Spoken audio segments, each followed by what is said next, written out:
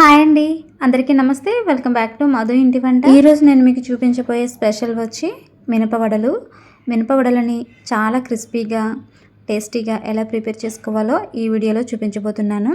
గ్రైండర్లో రుబ్బాల్సిన అవసరం లేకుండా మిక్సీలో రుబ్బినా సరే అస్సలు గట్టిగా రాకుండా పైన క్రిస్పీగా లోపల స్పాంజీలాగా ఎలా ప్రిపేర్ చేసుకోవాలో ఈ వీడియోలో అయితే చూపించబోతున్నాను. అచ్చం మనం హోటల్లో తిన్నప్పుడు ఏ విధంగా ఉంటాయో అదే హోటల్ స్టైల్లో ఇంట్లోనే ఈజీగా ఈ మినపవడల్ని ప్రిపేర్ చేసేయచ్చు. జనరల్గా మనం మిక్సీలో రుబ్బిన పిండితో గారెలు వేసుకుంటే గట్టిగా వచ్చేస్తూ ఉంటాయి. కానీ నేను చెప్పిన టిప్స్ని పాటించి మీరు వడలు చేశారంటే పైన క్రిస్పీగా లోపల స్పాంజీగా ఉంటాయి, అస్సలు గట్టిగా రావండి. మరి ఆలస్యం చేయకుండా వీడియోలోకి అయితే వెళ్ళిపోదాం. వీడియోలోకి వెళ్ళే ముందు ఈ వీడియోకి ఒక లైక్ ఇచ్చి హైప్ అయితే ఇవ్వండి. అలాగే మన ఛానల్ని ఫస్ట్ టైం చూస్తున్న వాళ్ళైతే ఛానల్ని అయితే సబ్స్క్రైబ్ చేసుకోండి. మరి ఆలస్యం చేయకుండా వీడియోలోకి అయితే వెళ్ళిపోదాం. ముందుగా ఒక గిన్నెలోకి 1 గ్లాసు మినపప్పు తీసుకుంటున్నాను. మీరు మీ ఇంట్లో ఉన్న మెంబర్స్ని బట్టి క్వాంటిటీని అడ్జస్ట్ చేసుకుని వేసుకోవచ్చు. నేనైతే ఇక్కడ ఒక 4 మెంబర్స్కి 1 గ్లాస్ మినపప్పుని తీసుకున్నాను. ఇప్పుడు ఈ మినపప్పులోకి వాటర్ యాడ్ చేసుకుని శుభ్రంగా 2 సార్లు వాష్ చేసేసుకోవాలి. మినపప్పు పై ఉన్న పౌడర్ లాంటిది డస్ట్ లాంటిది ఏమన్నా ఉంటే పోతుంది. ఇలా వాటర్ని వంపేసిన తర్వాత ఇప్పుడు ఈ మినపప్పులోకి మళ్ళీ వాటర్ అనేది వేసుకుని మినపప్పుని ఒక 5 గంటల పాటు నానబెట్టుకోండి. ఇది పొట్టు లేని మినపప్పు కాబట్టి తొందరగానే నానిపోతుంది. ఇప్పుడు మూత పెట్టేసి 5 గంటలు నానిన తర్వాత నేను మీకు చూపిస్తున్నాను. చూడండి, మినపప్పు మనకి నానిపోయింది. ఇప్పుడు ఈ మినపప్పుని మళ్ళీ 1-2 సార్లు కడిగేసి శుభ్రంగా వాటర్ని వంచేసేయండి. అసలు వాటర్ ఏమీ లేకుండా మినపప్పుని తీసుకోవాలండి. అప్పుడే మనకి గారెలు అనేవి ఆయిల్ పీల్చకుండా వస్తాయి. ఇప్పుడు ఒక మిక్సీ జార్లోకి ఇలా మినపప్పుని వేసుకుంటున్నాను. నేను ఇక్కడ 2 ట్రిప్పుల కింద మినపప్పుని మిక్సీ జార్లో మిక్స్ చేసుకుంటున్నానండి. ఇప్పుడు రుచికి సరిపడా సాల్ట్ అయితే వేసుకోవాలి. ఇలా సాల్ట్ ముందు వేయడం వల్ల నీళ్లు వేయాల్సిన అవసరం ఉండదండి. మ్యాక్సిమం నీళ్లు వేయకుండా మిక్స్ చేసుకోండి, లేదంటే కొద్దిగా వేయొచ్చు కానీ ఎక్కువ వేయకూడదు. అలా వేసామంటే ఆయిల్ పీల్చేస్తాయి. ఇప్పుడు మూత పెట్టేసి ఇలా మెత్తగా పిండిని రుబ్బుకోవాలి. వాటర్ మాత్రం చాలా తక్కువ వేసుకోవాలండి. కొంచెం గట్టిగానే ఉండాలి. గారెల పిండి వేయకపోయినా ఏం పర్వాలేదు, మనం సాల్ట్ వేసాం కాబట్టి పిండి కొంచెం లూజ్ అయ్యి తొందరగానే మిక్స్ అయిపోతుంది. ఇప్పుడు ఈ గిన్నెలోకి ఈ పిండిని అంతా కూడా తీసేసుకుని మళ్ళీ 2వ టర్న్ కూడా వేసుకుని అలాగే సాల్ట్ వేసుకుని ఆ పిండిని కూడా రుబ్బేసి ఇలా గిన్నెలోకి తీసేసుకోవాలి.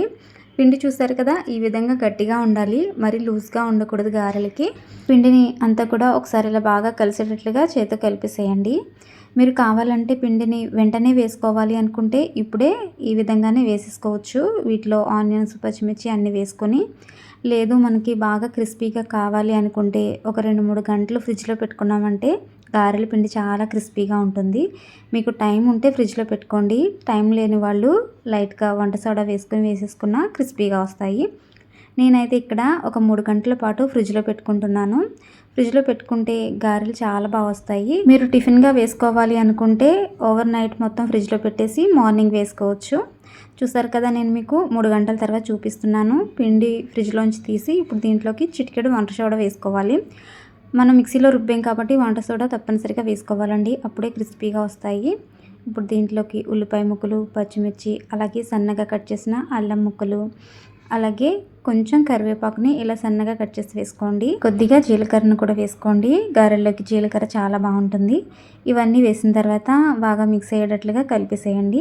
ఇక్కడే మనం సాల్ట్ అనేది సరిపోయింది లేదా అనేది టెస్ట్ చేసుకోవాలి.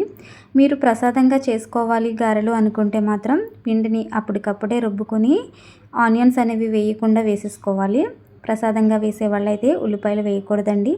అలాగే ఫ్రిడ్జ్లో పెట్టకుండా అప్పటికప్పుడే పిండిని వేసుకోవాలి.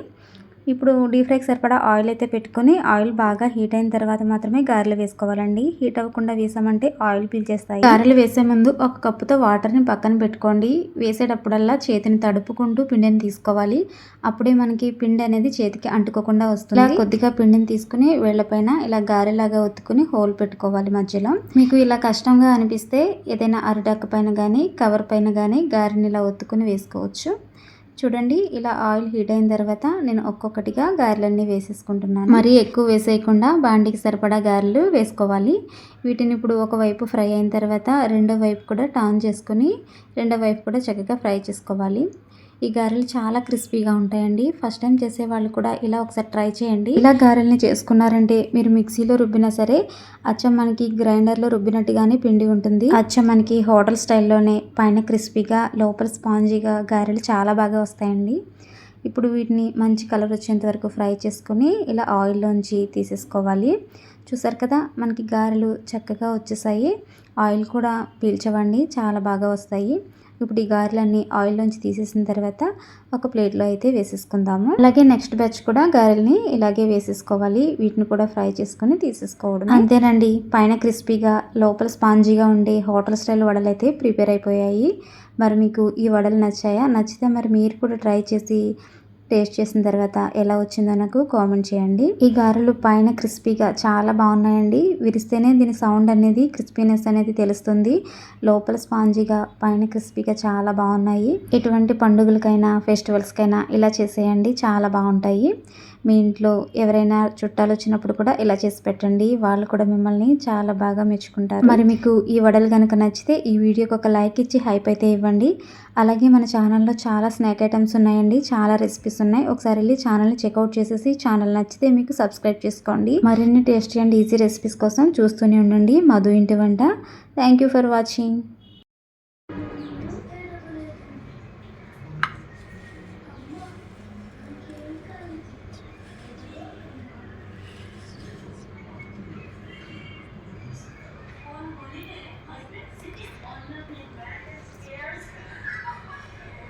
So, my English,